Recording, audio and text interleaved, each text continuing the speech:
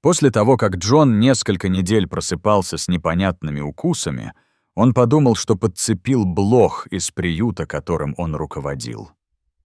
Но потом, когда его жена присмотрелась повнимательнее, она закричала от ужаса. Уже третью неделю подряд Джон просыпался с одними и теми же загадочными укусами на руках, шее и спине. Зуд был невыносимым, а рубцы сильно покраснели. «Милая, я думаю, у нас завелись блохи», — сказал Джон своей жене. Сара села в постели, качая головой. «Я тоже так думаю», — вздохнула она. «Я заметила крошечное насекомое, когда меняла простыни перед сном». Джон посмотрел на множество свежих укусов у себя на предплечье. Первое, что пришло на ум, — это приют. Джон управлял приютом для бездомных в их маленьком городке, местом, которое ему очень нравилось.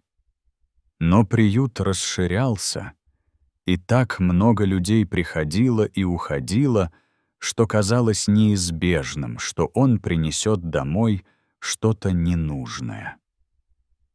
Он вздохнул, проведя рукой по своим растрепанным волосам. «Давай разберемся с этим завтра», — прошептал он жене, ложась обратно. На следующее утро за завтраком пара обсудили дальнейшие действия. Хотя Сара злилась на своего мужа за то, что он приводил нежелательных гостей, и жаловалась на то, что ей всегда приходится поддерживать чистоту в доме, Джону удалось ее успокоить. Тем не менее, она сразу же разработала план. Всю следующую неделю они вместе пылесосили, отпаривали и вычистили каждый уголок в своем доме, выбросив простыни, подушки и даже старые коврики. То же самое сделали и в приюте, наняв профессионального дезинфектора для осмотра и обработки помещений. Однако спустя несколько недель никаких улучшений замечено не было. Укусы все еще продолжали появляться на теле Джона. Каждое утро он просыпался с новыми рубцами на коже. Сара тем временем оставалась совершенно нетронутой, что заставило их задуматься. «В этом нет никакого смысла», — воскликнул Джон однажды вечером. Его раздражение зашкаливало. «Почему не помогают дезинфицирующие процедуры? И почему пострадал только я?» У Сары не было ответа на его вопросы. Она тоже была измучена постоянной уборкой и беспокойством. И вот однажды субботним вечером она решила сделать перерыв. Из-за того, что их мысли были постоянно заняты ремонтом дома и приюта, у них почти не оставалось времени на себя. Сара приготовила попкорн, и они, свернувшись калачиком на диване, стали смотреть свой любимый фильм. Впервые за несколько недель они снова почувствовали себя самими собой, смеялись старым шуткам и наслаждались домашним уютом. Все тревоги улетучились. Но на середине фильма смех Сары оборвался. Она наклонилась ближе к Джону и, прищурившись, уставилась на его голову. «Замри на секунду», — сказала она напряженным от беспокойства голосом. «В чем дело, малыш?» — растерянно спросил Джон. Сара не ответила. Вместо этого она наклонилась ближе и отвела его волосы в сторону, чтобы лучше рассмотреть. Ее рука взлетела ко рту, а лицо побледнело.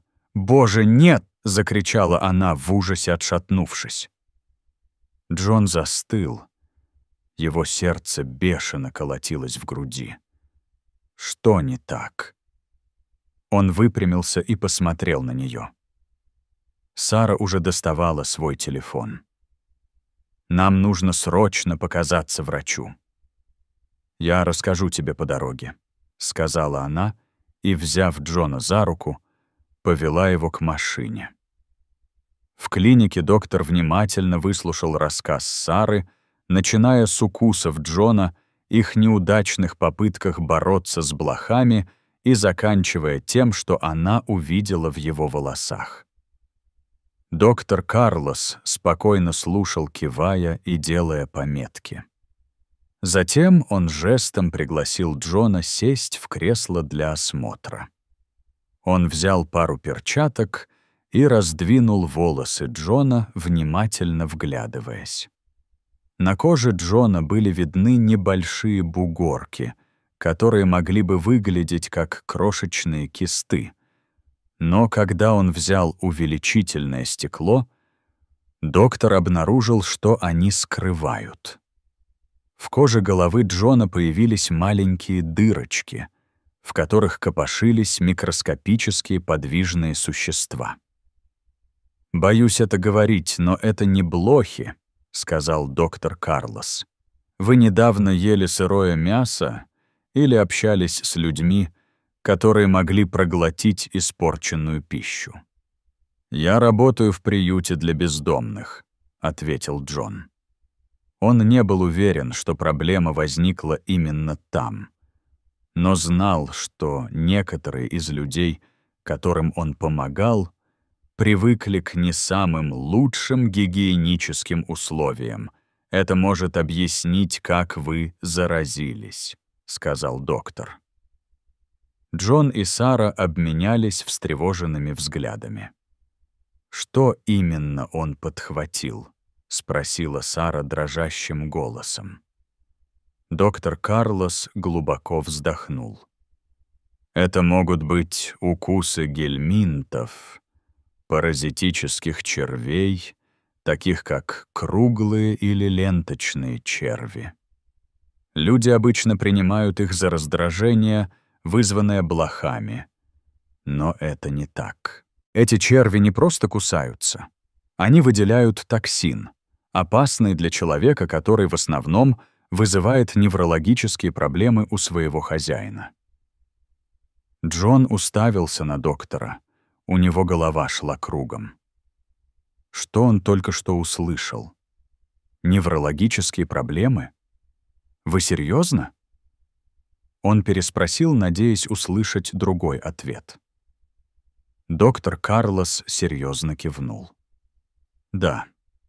И судя по Джону, после нескольких недель контакта с этими червями у него, скорее всего, уже появились симптомы. Сара ахнула, закрыв лицо руками. «Боже мой, Джон это так много объясняет».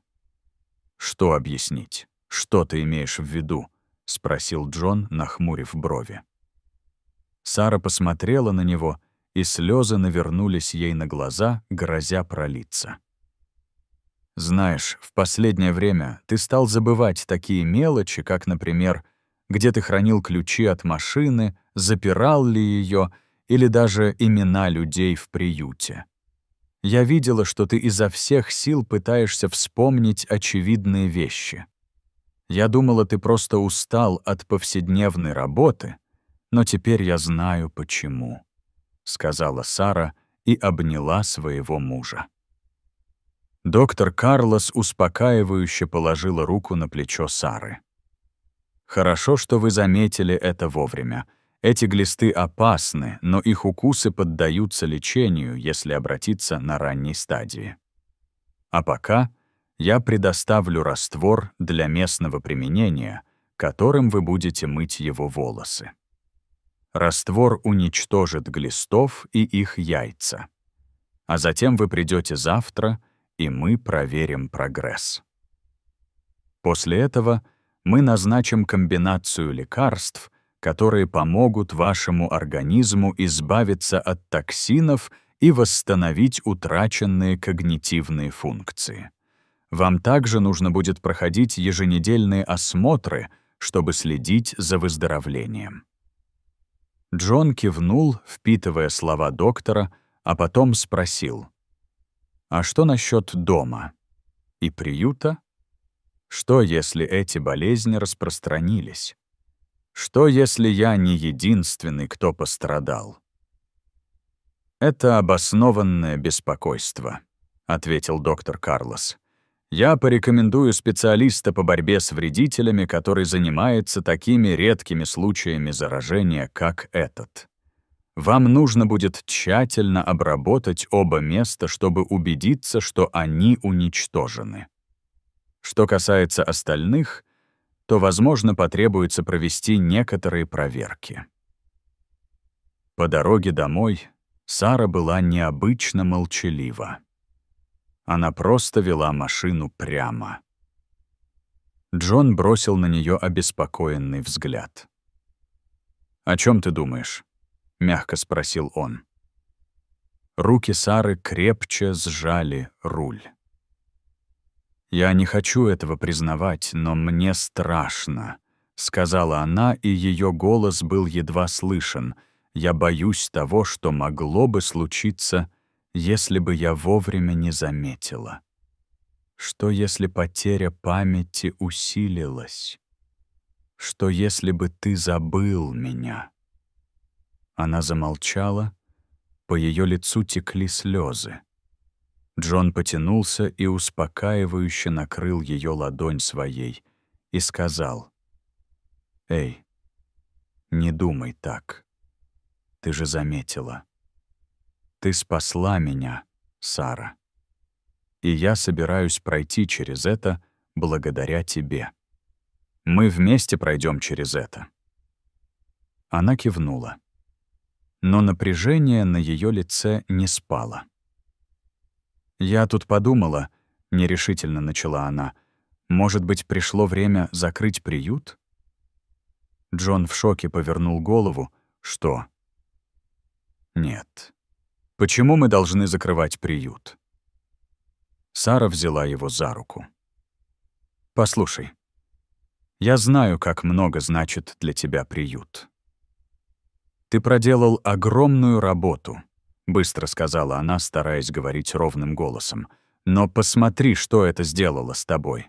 Ты не в первый раз заболеваешь из-за этого. Я не могу потерять тебя, Джон». Джон долго молчал, глядя в окно. Наконец он заговорил. «Я понимаю, почему ты так думаешь, Сара. Но эти люди там снаружи, такие же, как мы. Они пытаются выжить, пытаются почувствовать себя людьми. Если мы закроем приют, куда они пойдут? Кто им поможет?» Сара вздохнула, вытирая слезы. Следующие недели были тяжелыми для пары.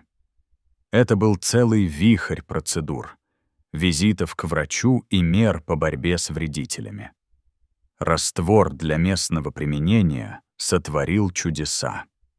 Он уничтожил оставшихся червей на коже и в волосах Джона. Затем он начал принимать лекарства, чтобы вывести токсины из организма, и медленно, но верно его память улучшилась. Сара неустанно работала рядом с ним, руководя командой по борьбе с вредителями, которые обрабатывали их дом и приют. Специалисты обнаружили несколько гнезд ленточных червей в общежитиях приюта. Скорее всего, они были занесены кем-то, кто по незнанию был их носителем. Обработка приюта была кропотливым процессом, но в конечном итоге вредители были уничтожены. Были организованы регулярные проверки на вредителей, и Сара рассказала жителям о гигиене и борьбе с вредителями. Изменения, которые она внесла, изменили мир к лучшему, и вскоре приют работал лучше, чем когда-либо.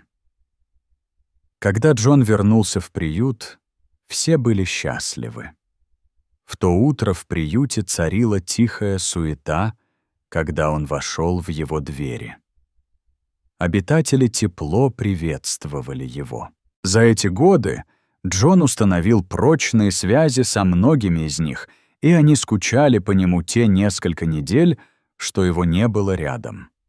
Приют был не просто зданием, это был второй шанс для стольких людей, и это напомнило ему, почему он так упорно боролся за то, чтобы сохранить его открытым.